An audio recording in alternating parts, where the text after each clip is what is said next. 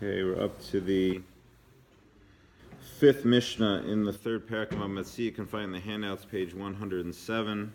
Learning Mishnah in Zecher Nishmas Nachshon Meir ben Tzvi Ariel. So it's really a continuation of yesterday's Mishnah. V'chein shnei kelim. Just like if you find money, if you have two different people claiming that they left money with somebody, you have two different people claiming utensils. Meaning, I gave you my. They both say, I gave you my camera, let's say. However, echad yafa mana ve'echad yafa elef zuz. One's only worth 100 and one's worth 1,000.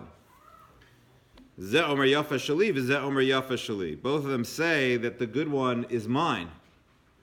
So what do? No sines akatan ve'echad mehen.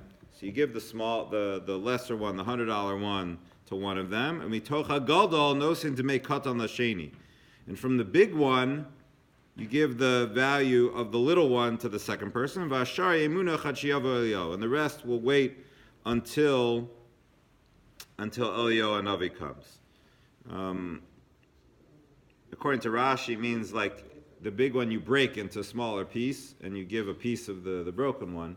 Obviously, Rashi has to be talking about not a camera, right? You're talking about something that if you break off if you have a massive cake, so you say, okay, you have a piece, or you have a great piece of meat or something. I mean, it's kalim, it's a utensil, but it would have to be something that breaking it wouldn't make it totally worthless, because then that defeats the purpose. But others assume that it means you sell it and you give the money's worth over. Amar Rabbi Yossi, like he did in the previous Mishnah, disagrees. Imkain mahif said haramai. He says, if so, the trickster doesn't lose anything, because he's still going to get his 100, and he didn't lose anything by trying to make this claim. So rather, ela kol yemuna chachiyav Eliyahu. Rabbi Yossi says all of it, both kalim have to wait until Eliyahu comes. As we mentioned yesterday, Rabbi Yossi's shita, psychologically, the guy lost, the trickster now ends up losing. So it's more likely to say, oh no, I'm sorry, I made a mistake. The worst one was mine. And then it'll end up being fixed. The halacha doesn't follow Rabbi Yossi. The halacha follows Tanna Kama. We don't cause a loss to the guy who's not the trickster just because the other guy is a trickster, so he should lose his thing too. No, we don't do that. The reason why we need this Mishnah, even though we had yesterday's Mishnah, seems to be the same din.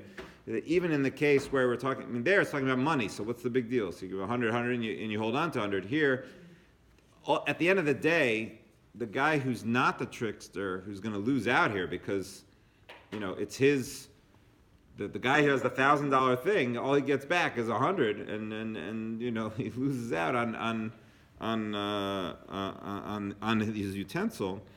That the chiddush is that even though here there is still a loss. Meaning, even certainly if you hold like Rashi that you break it into pieces, but even if you don't hold that way, even if it's a sale, there's still a loss. Meaning, now, great, I have the money, and let's say that we figure out even that I get my money back. But now I have to go back out and buy the thing again. Meaning there's a tircha involved. There's a loss.